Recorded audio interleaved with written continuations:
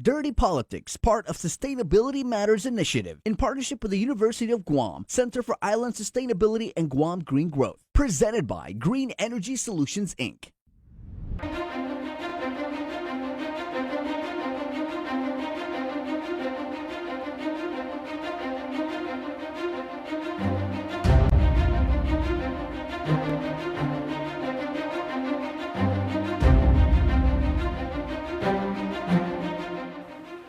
Dirty Politics here with Senator Clynt Ridgell. Of course, Sabrina Salas Mantanani link on location, and we're at the Okkodo pipeline. And I mean, it's trashy as you guys can see, but I think the takeaway when we got here right off the bat was it's trashy, but it's not as bad as it used to be. So I don't know if we're settling for calling this progress, Senator, but it is what it is, right? Yeah, it's definitely, still not good. So people have dumped here again. It's just in comparing it, it's not as bad as it was when we cleaned it up a couple years ago. Right, and let's it's sad just to see that how much has been thrown back here again. Let's take it back a little bit, Bree. The senator, of course, is referencing a pretty publicized cleanup that he did in this area. Yeah, you were here April, around this time, actually, in 2019. You conducted a cleanup with the Chukis community of Guam, the FSM community of Guam, and to come back here 2 years later, what are your thoughts? Yeah, it's just it's disheartening to see that be trashed again after we put in a lot of work to clean it up, and a lot of volunteers came out and literally put in blood, sweat, and tears. Literally blood, because a few people actually cut themselves on some items. It's a good thing we had some first aid kits nearby, but yeah, it's very disheartening to see this trash again. Mm-hmm. Take us back though. How bad was it when you were here 2 years ago? I don't know how to explain. It's just there was more trash than this. Yeah, there was definitely some more appliances. There were more appliances right in the front of this road, household appliances. It's just the entire sides of this road were just lined with trash. This section right here was filled with trash. There was like couches, all kinds of stuff. Mm-hmm. Yeah, it was just more dense. It looks bad now, but if you can imagine, it was definitely worse 2 years ago. There was like no gaps of cleanliness. It was just trash all the way along, and it was deep piles of trash. Mm-hmm. How did you get all that trash out of here? Just a lot of volunteers. We packed them all into trash bags, and then eventually I believe it was the mayor's office eventually came and picked up the trash and took it. They didn't take it right away, but they eventually did come and get the trash bags. Mm-hmm. And I'm not sure if someone else assisted, if DPW assisted or not. I'm not too sure. What do you think is changed? Because you said it looks better. I mean, it's not great, but it's better. What do you think has changed? You think it's the mindset, or people are more aware? I have no idea. It might actually just be time. Just maybe it hasn't been long enough since because when we cleaned it up, had the feeling that a lot of the trash was old, because we found like old stuff, Ataris and stuff like that. We found some really old VCRs. items, VCRs, things like that, where I was like, this looks like it was thrown away a long time ago. So I think it might just be time. I'm not sure. Right, and you could actually tell, and I think this was an observation from Chris before we were rolling, but he said this whole wall, it looks like it's just a barrier and a berm of trash. Yeah. The total bowl. Yeah, definitely. Well, I think it's a mix. There's definitely like a natural dirt mound here, but the trash is piled up against it, yeah. What was it like being out here? I mean, obviously you can see there's a lot of household trash, water bottles, beer cans, food cans. Mm-hmm. But then I know when you were here, there was just a ton of white goods, abandoned vehicles. So, I mean, I know it can get disheartening when you're doing a cleanup and you're picking up the stuff that you can easily bag, but what was it like when you guys started getting into the literal weeds and finding all the rusted, corroded metals and just household appliances? Yeah, I mean, we did a lot of work, because we also did our best to separate the trash. I asked all our volunteers if we could put as much of the metals into certain bags and then plastic into other bags. So we didn't just bag everything. We did our best to separate it out as best we could, in the hopes of being able to recycle some of it. But there does look like there's some new abandoned vehicles, so that is one thing that's been added. If you go further down, some of those abandoned cars are new, so that's definitely disheartening. It looks like there's a few more abandoned vehicles than there were before. but seems like less household trash than there was before. You know, this is a quite a different story from what we saw in Jigo along Challen Ramirez, where cleanups will be held, and then the very next day or next couple of days, it's back to the way it was, like it was never cleaned. But what solutions do you think we need to do to kind of, I guess, deal with this environmental crisis, pandemic? Yeah. So I think it's going to take a number of things. I think one thing right off the bat would be we got to get everyone to somehow make it mandatory. Everyone's got to have household trash service. Because I do think a lot of people who are dumping illegally are people who don't have trash pickup service at their house. So they pile up the trash, they find the nearest illegal dump site, jungle, and they just chuck the trash into the jungle.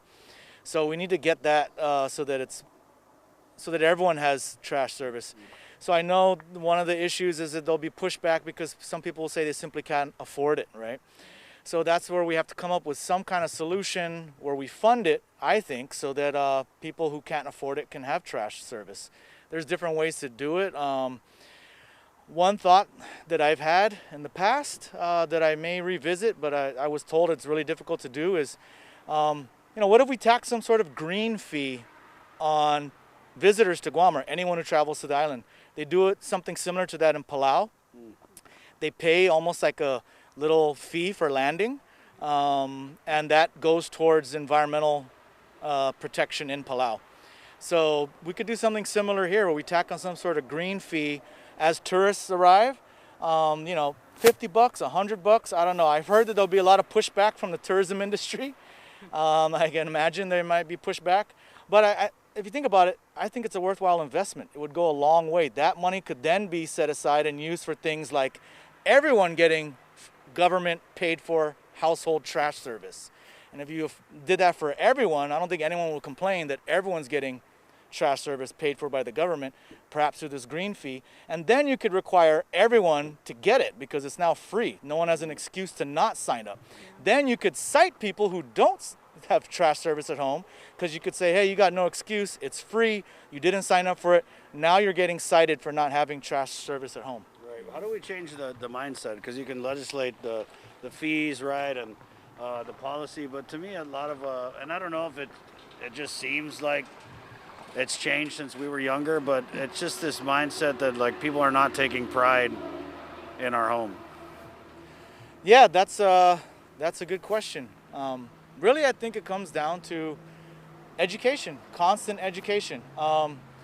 So I remember when I was a kid or when I was younger, I do remember some campaigns against littering. Right. I remember one that sticks out in my head. I always tell people I laugh about it because it's like, it's stuck in my head that we would repeat it as kids as somewhat as a joke, but it's because the phrase stuck in our head. It was "Don't mess with Guam." Right. And so I remember a commercial where there's like a little boy, someone left trash on the ground, little boy picks it up and he throws it in the trash can and he says, "Don't mess with Guam." And for some reason I saw that commercial enough times that it stuck. So if I would see my buddy throw his can on the ground and, "Hey, don't mess with Guam," it just kind of stuck in. It's marketing, right? Right. It is. And you get that sort of ingrained into people's minds, and I think that's how we can change the mindset. Since then, I can't think of any major anti-littering. There's been some here and some there, but nothing really like a comprehensive anti-littering educational campaign. Yeah, that's something you should hear, I mean, every day. And, we all try and do our part, but you're right. There's no underestimating the power of a good jingle. And, I mean, if we remember that from our youth, and it's not just even with littering. I remember there used to be, PSAs about STDs, right?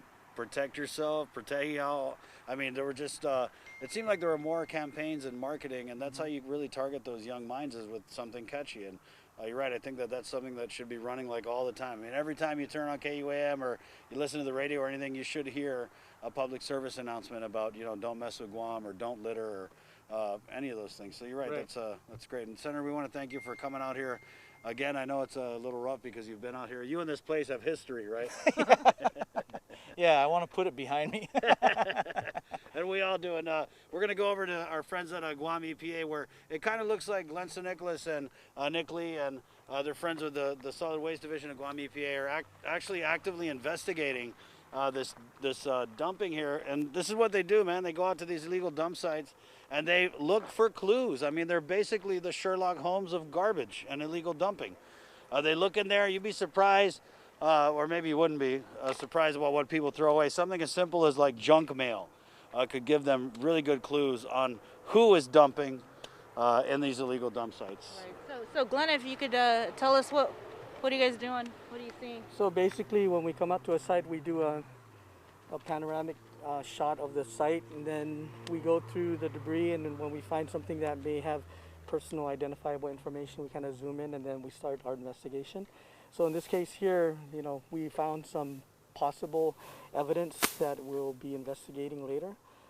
So, you know, that's the process, and once we find the individuals, then we issue the citation. The judge can require them to clean up the site, but oftentimes we refer it to the mayors for cleanup. And then depending on the number of citations this individual was given, tracking through the court system, they may also need to pay additional fees and fines and also do community service under the municipality of where the debris was found. Mm-hmm. How often do you find when you guys are sifting through the trash and debris, how often do you find clues and are able to take this to fruition and see closure? Well, you know, it's a hit or miss. Sometimes we're, you know, in terms of percentage, not very much. So we rely on call-ins, we rely on videos. There was a illegal dumping that went viral. We got a hold of it. We issued the citation the next day.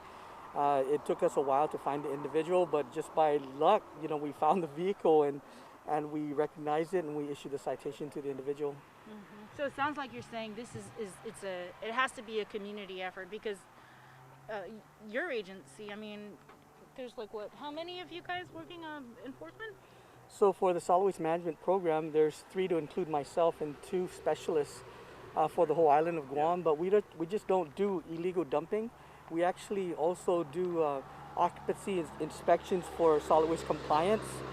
We also do permitting, and then of course the plastic bag ban, marketplace inspections have taken up a lot of time as well. And then the upcoming styrofoam ban for food packaging, that's going to be an additional inspections that we need to incorporate into our existing. Sounds overwhelming. Yeah, sounds like a lot, very right? overwhelming. Hi, what's your name? Darian Mitchell. Hi, Darian. Darian's an environmental health specialist. He works under Glenn in the solid waste division, and he's right there, Glenn, inspecting places for occupancy and all that stuff. But you know, illegal dumping takes a lot of their time away from that. And Darian was just telling me on the side here about how they'll actually go in and investigate these dump sites and look for little clues, right? Yes, that's correct. Once we find these clues, we do our investigations, and if it leads to a citation, we'll go ahead and issue that. Or if it gets even worse, we'll go ahead, and if it warrants, we'll issue a notice of violation. How long have you been with Guam EPA? About a year.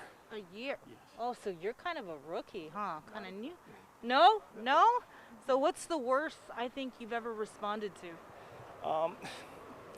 Well, as far as worst, in terms of worst, probably so far, I would say Swamp Road, and also the street down here, Cruise Street, I believe. Cruise Street? Yes. Okay. And so when you respond to these, because you said you're kind of a year on the job, when you respond to this and you see this, I mean, how does that make you feel, considering the fact it sounds like you guys are direly short-staffed? That is true. Well, we do what we can. There's no secret to that. If we're short-staffed, we still press on and we do what we can. Like I said, once we do these investigations, hopefully we find enough identifiable information to pursue any actions that we deem necessary. Right. So we see all of this illegal dumping. Some of this is actually recyclable. People can recycle a lot of this stuff, from aluminum cans to plastic. We've got Peggy Denny, who leads the whole recycling program. What are some options, aside from just doing it the wrong way, trashing our island? What are some options? Where can people go if they want to get rid of their plastic bottles and their aluminum cans, or even, you know, we have abandoned vehicles here too, Right. and white goods? So for the abandoned vehicles and bulky metallic waste, they can contact the mayor's office. But for, you know, for cans, for cardboard, for some of the electronics, the TVs that they're throwing away, paint, solvents, thinners, fluorescent light bulbs. They can be taken to the transfer station in Harmon, and that's free disposal. So they're not going to charge for that. The trash is what they'll charge for at $7.50 for a truckload. So it's, you know, so when you hear that I can't afford it, it's really, I don't want to drive down there. So I think that I agree, there has to be mandatory trash service, and then by default you'll get a 95-gallon trash bin and a recycling bin. So I think a lot of these items here would qualify for that. The mattress you can take to the transfer station and pay $7 to get rid of. The bike you can take to the recycling center. They may just take that for free depending on what the market is doing. So a lot of these items you can take. Once we implement the bottle bill, I think a lot of the bottles would take care of itself. And then of course working backwards with the required trash service, then a lot of the illegal dumping I suspect will decrease. I want to say by maybe about 80% guarantee. Is there going to be littering? Yeah, there's still going to be littering, but you know, I think that that's the way forward. Tell it to me straight. On a scale of 1 to 10, how bad is our illegal dumping problem on Guam? So, scale of 1 to 10, I'd say it's, you know, it's, I'd say maybe about 60 or 6. And the reason why is because I'm taking into consideration the coastal cleanups every year that we get, and that's like thousands of tons of, you know, that's tons of trash that's collected. And then we have different volunteer groups that collect trash, and that's again in the magnitude of, you know, 30 cubic yards or a dump truck, 15 cubic yards here and there. So, and then, you know, with the COVID situation, you know, and the loss of income, I think a lot of people are resorting to this type of activity, and you know, there's just better ways of dealing with trash. And 750 transfer stations open, or they're closed on Tuesdays and Wednesdays, but they're open throughout the week. You can take your, you know, your recyclables there for free, and you can take your trash there for $7.50. You know, we were also talking earlier, you're saying you were hoping that the mayor could have been here today, or even the vice mayor. Sorry we didn't get a chance to give them the call to meet us out here today, but you were making a recommendation that might be able to help with the problem here, and you were talking about perhaps maybe even clearing this area? You know, what people don't realize is that POL Road here consists of a number of water wells that services the population of Guam. We're over the northern aquifer, and for each well there's like the 3 transformers at the telephone pole is an indication that there's a water well there. So if there's a water well, every 1,000-foot wellhead protection zone, it almost closely overlaps the protective zone that protects our aquifer, and this is what's over it. So, you know, my recommendation is basically to remove this vegetation that separates the POL Road to Route 3A, and keep it open and visible so that, you know, people can see others who may be dumping illegally, right, or they may just stop altogether because now, you know, the potential of getting seen is greater. Flush them out into the daylight, and you're right. I mean, people come in here all hours of the night, they cut their lights off, and they're shielded by this barrier. And obviously, when you look at the stuff that's getting dumped, the frequency of it getting dumped, they're very, very comfortable coming in here and dumping over the aquifer. It's tragic. All right, well, we thank you once again, Uncle Glenn, for joining us here on location, link on location. Darian, thank you. Nick, and of course, Senator Clynt Ridgell. This has been another episode of Dirty Politics. Thanks so much for watching, and please stay clean. And pick up your trash. That's right. Dump it in the right place. And recycle. Dirty Politics, part of the Sustainability Matters Initiative, brought to you by Green Energy Solutions, Inc.